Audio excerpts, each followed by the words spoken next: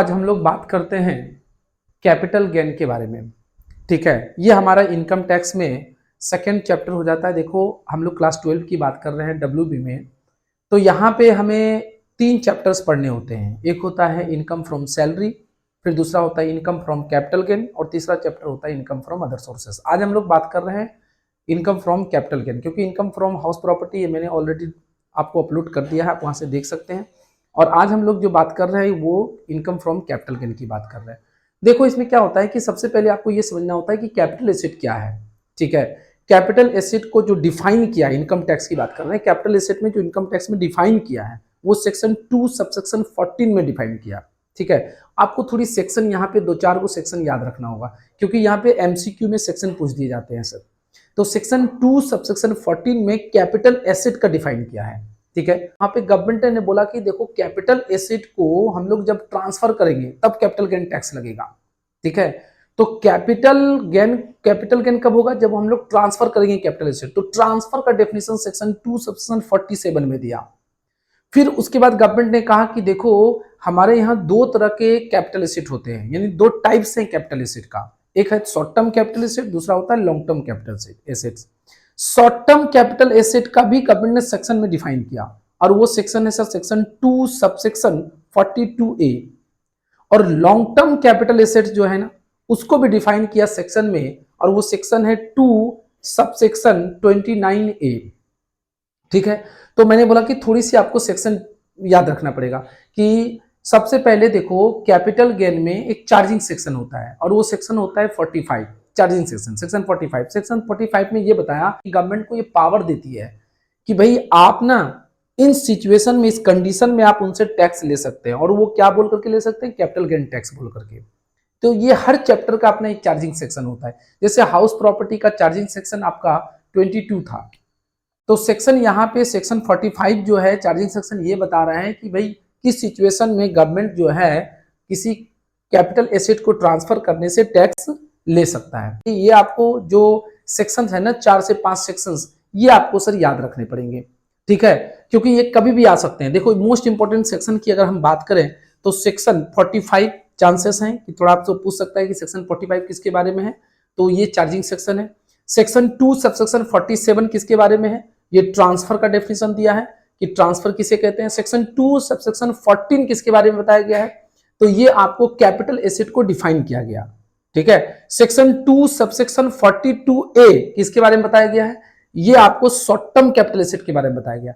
Section 2 subsection 29A किसके बारे में बताया गया है? ये लॉन्ग टर्म कैपिटल एसेट। देखो सब हमने यहाँ पे लिख दिया है, थोड़ा थोड़ा आस्ते आस्ते करके हम लोग आगे बढ़ते जाएंगे। ठीक है, देखो सबसे पहले मैंने लिखा सेक्शन 45। सेक्शन 45 में क्या बोला कि एनी प्रॉफिट्स, सेक्शन ये चार्जिंग सेक्शन है सर। ये कौन सा सेक्शन है सर? Charging section. ये है हमारा चार्जिंग सेक्शन सर। ठीक है, एनी प्रॉफिट्स और gains arising from transfer of capital asset. देखो इसका मतलब यहाँ पे देखो transfer of capital asset. Government ने क्या बोला कि इनकम टैक्स ने यही कहा कि देखिए हम कैपिटल गेन पे टैक्स तब लेंगे जब एनी प्रॉफिट, जब कोई आपको प्रॉफिट कमाई होगी या कोई गेन्स कमाई होगी। देखो प्रॉफिट, कोई लोग प्रॉफिट कहता है, कोई लोग बोलता है नहीं नहीं मेरा प्रॉफिट नहीं हुआ, गेन हुआ। देखो जो रेगुलर इनकम होते हैं उसको तो हम लोग प्रॉफिट बोल देते हैं, बट इरेगुलर इनकम है कभी कभी हम उसको गेन बोल देते हैं। तो गवर्नमेंट ने क्या किया, कंफ्यूजन दूर करने के लिए दोनों का इस्तेमाल कर दिया कि एनी प्रॉफिट्स और गेन्स एराइजिंग, यानी हुआ है, एनी प्रॉफिट और गेन्स एराइजिंग हुआ है किससे? ट्रांसफर से हुआ है, ट्रांसफर से। अच्छा किससे हुआ है सर? ट्रांसफर से। तो क्या ट्रांसफर से? कैपिटल एसेट को ट्रांसफर करने से। तो बताओ सेक्शन 45 ने क्या बोला? एनी प्रॉफिट और gains arising from transfer of capital asset, transfer of capital asset. तो गवर्नमेंट ने बोला सुनो, 2 चीज आप अपने मन से मत समझना, हम जो सेक्शन में बता रहे हैं वही समझना।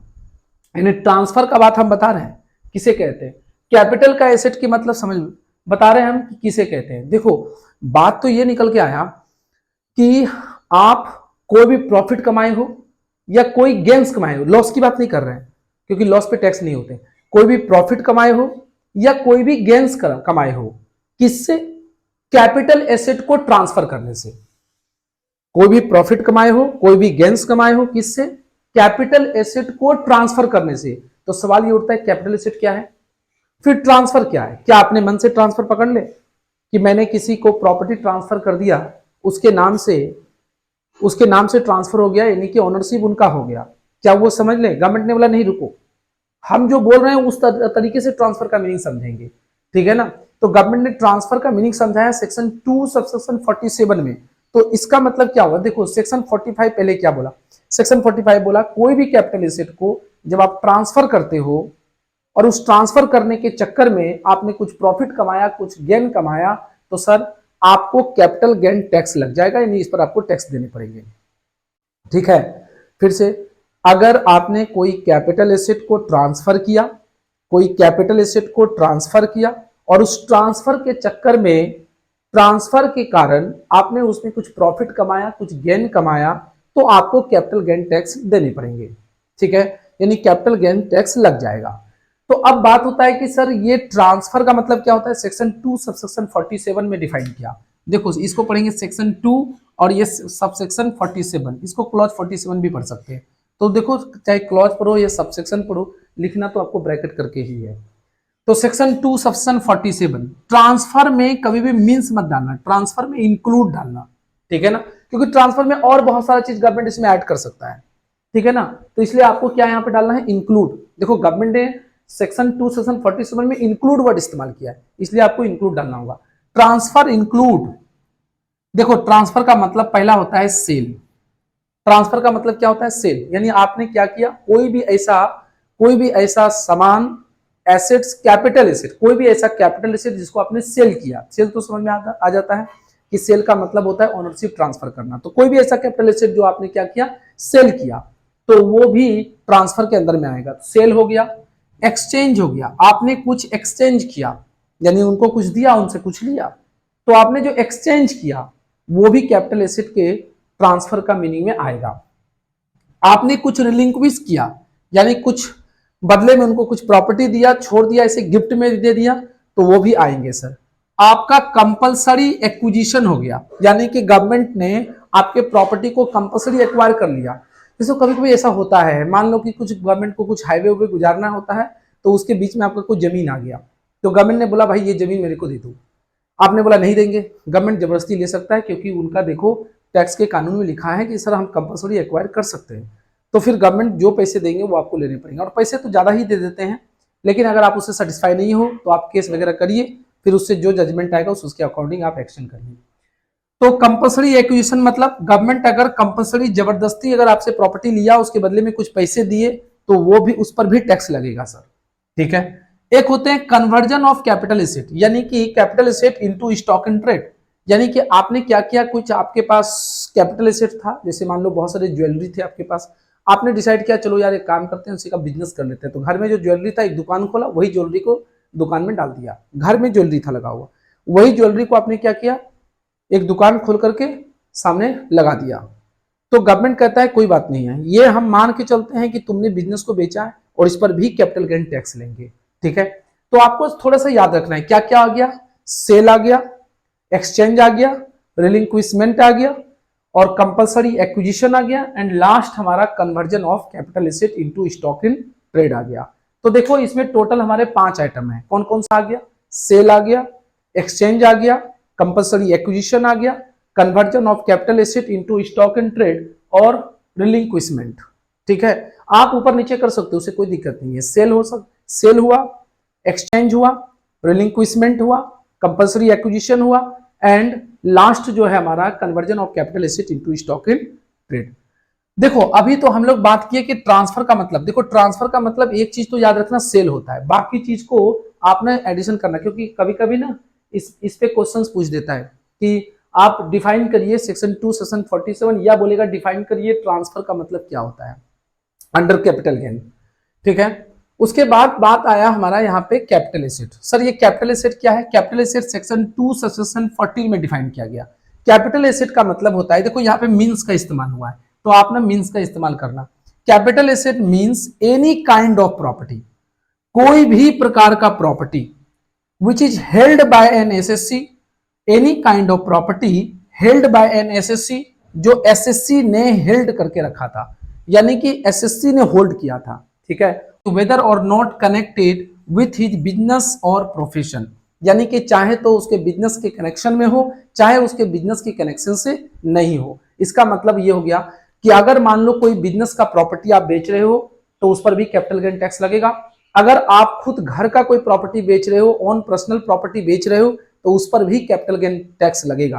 क्योंकि देखो इसीलिए गवर्नमेंट ने इस्तेमाल किया कि कोई भी एसएससी के पास में कोई भी प्रॉपर्टी है और वो प्रॉपर्टी चाहे उनके बिजनेस के कनेक्शन में है या चाहे उनके प्रोफेशन के कनेक्शन में है या चाहे उनके बिजनेस के प्रोफेशन में नहीं है, कि अगर उसको आपने बेचा है और उसमें प्रॉफिट या गेन कमाया है तो आपको कैपिटल गेन टैक्स लग जाएंगे। ठीक है सर। लेकिन फिर गवर्नमेंट ने कहा देखो रुको रुको थोड़ा, इस पर इंक्लूड नहीं होगा। क्या इंक्लूड नहीं होगा? बोला ये 6 आइटम, और इसको वीवीआई कर लो सर, 6 आइटम इंक्लूड नहीं होगा, पक्का इसमें से एक आइटम पूछ देगा। देखो कैपिटल एसेट्स में ही इंक्लूड नहीं किया, तो आपको ना कभी कभी क्वेश्चंस में दे देगा। तो नेक्स्ट हम देखते हैं क्वेश्चन में। तो आपको पहले तो ये समझना है कि कैपिटल एसेट में क्या इंक्लूड नहीं करेगा। तो देखो क्या क्या इंक्लूड नहीं किया। Stock in trade, stock in trade को कैपिटल एसेट में इंक्लूड नहीं किया गया। पर्सनल मूवेबल इफेक्ट को पर्सनल मूवेबल इफेक्ट को इंक्लूड नहीं किया। रूरल एग्रीकल्चर लैंड को इंक्लूड नहीं किया। 6.5% गोल्ड बॉन्ड को इंक्लूड नहीं किया। 7% गोल्ड बॉन्ड को भी इंक्लूड नहीं किया। स्पेशल बियरर बॉन्ड 1991 को भी इंक्लूड नहीं किया। गोल्ड डिपॉजिट बॉन्ड स्कीम 1999 को भी इंक्लूड नहीं किया है। ठीक है। तो देखो गवर्नमेंट ने बोला कि सारे कैपिटल एसेट हैं, चाहे आपके बिजनेस में हो, चाहे आपके घर में हो, चाहे आपके बिजनेस के कनेक्शन में हो, चाहे आपके प्रोफेशन कनेक्शन में हो, चाहे आपके अपने घर के कनेक्शन में हो, लेकिन अगर वो एसेट, वो प्रॉपर्टी है, कोई भी प्रॉपर्टी है, कोई भी प्रॉपर्टी, वो सारे प्रॉपर्टी कैपिटल एसेट माने जाते हैं। फिर गवर्नमेंट ने कहा कि रुकिए, हम कैपिटल एसेट आपको टोटल देख लीजिए 7 गो है, कि आपको टोटल 7 ऐसे पॉइंट दे रहे हैं, 7 ऐसा पॉइंट दे रहे हैं जो कि कैपिटल एसेट नहीं माना जाएगा। बोला कौन कौन सा कैपिटल एसेट नहीं माना जाएगा? पहला stock in trade, stock in trade को कैपिटल एसेट नहीं माना गया। ये पीजीबीपी में चला जाते हैं, यानी profit and gain from business और प्रोफेशन से लिंक हो जाते हैं, इसलिए इसको गवर्नमेंट ने नहीं किया। तो stock in trade, stock in trade मतलब होता है जो दुकान वगैरह में स्टॉक देखते हो वो स्टॉक इन ट्रेड होते हैं, उसको इंक्लूड नहीं किया। तो स्टॉक इन ट्रेड को इंक्लूड नहीं किया। पर्सनल मूवेबल इफेक्ट को इंक्लूड नहीं किया। ठीक है, स्टॉक इन ट्रेड को इंक्लूड नहीं किया, पर्सनल मूवेबल इफेक्ट को भी इंक्लूड नहीं किया। ठीक है, पर्सनल मूवेबल इफेक्ट क्या होते हैं? पर्सनल, जो आपका पर्सनल कोई सामान है वो मूव करने वाला, जैसे कार है आपका मूव करने वाला, मान लो आपका कोई कोट वगैरह है, कोई फैन है, कोई एसी है, ये सब को आप मूव करा सकते हो। तो ये सब अगर बेच रहे हो तो फिर इस पर भी कैपिटल गेन टैक्स नहीं लगेगा, क्योंकि कैपिटल एसेट के डेफिनेशन से बाहर कर दिया। तो पहला क्या हो गया सर? कैपिटल एसेट के डेफिनेशन में कौन नहीं रखा? पहला कैपिटल एसेट के डेफिनेशन में स्टॉक एंड ट्रेड को नहीं रखा। दूसरा नहीं रखा सर पर्सनल मूवेबल इफेक्ट। तीसरा नहीं रखा, और वो है आपका रूरल एग्रीकल्चर लैंड। ठीक है, पहला किसको नहीं रखा? पहला आपको नहीं रखा कौन सा? Stock in trade. दूसरा किसको नहीं रखा? तो पर्सनल मूवेबल इफेक्ट। तीसरा किसको नहीं रखा? तो वो हो गया आपका रूरल एग्रीकल्चर बॉन्ड। देखो rural agriculture land, rural agriculture land क्या है? रूरल एग्रीकल्चर लैंड वो होते हैं जो गवर्नमेंट ने कुछ किलोमीटर डिसाइड कर दिया कि इतना किलोमीटर तक अर्बन एरिया है, इसके बाद रूरल, मतलब गांव का अगर कोई खेती का जमीन बेच रहे हैं तो उस पर भी कैपिटल गेन टैक्स नहीं लगेगा। उसके बाद 6.5% गोल्ड बॉन्ड, आप ये दोनों को याद रखना, 6.5% gold bond and 7% gold bond, क्योंकि ये बराबर आते हैं। 6.5% गोल्ड बॉन्ड है कि नहीं, 7% गोल्ड बॉन्ड है कि नहीं, ये आते हैं, ये एमसीक्यू में भी आया हुआ है। 7% गोल्ड बॉन्ड, तो 6.5% गोल्ड बॉन्ड और 7% गोल्ड बॉन्ड। उसके बाद स्पेशल बियरर बॉन्ड 1991 और गोल्ड डिपॉजिट स्कीम बॉन्ड वो है 1999, ये भी बॉन्ड ही है। ठीक है ना, गोल्ड डिपॉजिट बॉन्ड स्कीम 1999। तो देखो ये टोटल 6 आइटम है, 6 आइटम आपको कैपिटल एसेट में नहीं रखा गया। तो 6 आइटम कौन कौन सा नहीं रखा, फिर से एक बार रिपीट कर देते हैं कौन कौन सा नहीं रखा। तो सबसे पहला आइटम आपको हो गया stock in trade, stock in trade को नहीं रखा, पर्सनल मूवेबल इफेक्ट को नहीं रखा, रूरल एग्रीकल्चर लैंड को नहीं रखा, 6.5% बॉन्ड को नहीं रखा, 7% गोल्ड बॉन्ड को भी नहीं रखा, स्पेशल बियरर बॉन्ड को भी नहीं रखा, और आपका गोल्ड डिपॉजिट बॉन्ड स्कीम 1999 को भी नहीं रखा। देखो ये ईयर थोड़ा सा याद रखना, 1991 है इसमें स्पेशल बियरर बॉन्ड में, और गोल्ड डिपॉजिट बॉन्ड स्कीम में 1999 है, ये आपको याद रखना है, ठीक है। तो यहाँ पे निकल के क्या आया, सेक्शन 45 आपको याद रखना है, उसको चार्जिंग सेक्शन है, उसमें बोला कि एनी प्रॉफिट और gain arising from transfer of capital asset is chargeable to tax under the capital gain, ठीक है।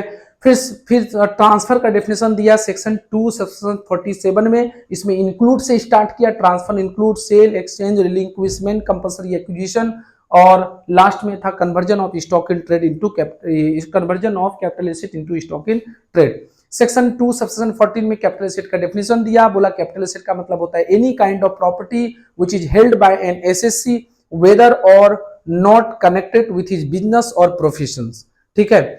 फिर इन्होंने कहा बट डज नॉट इंक्लूड, पहला हो गया स्टॉक इन ट्रेड, दूसरा हो गया आपको पर्सनल मूवल इफेक्ट, तीसरा हो गया agriculture land in rural India, चौथा हो गया आपको 6.5% गोल्ड बॉन्ड, पांचवा हो गया आपको 7% गोल्ड बॉन्ड, छठा हो गया आपको स्पेशल बियरर बॉन्ड 1991, और सातवां हो गया गोल्ड डिपॉजिट बॉन्ड स्कीम 1999। तो ये आपको याद रखना है, ये चीज को याद रखना है सर, इसमें से पक्का आपको 2 से 3 मार्क्स का यहाँ से एमसीक्यू गिरेगा सर, ठीक है।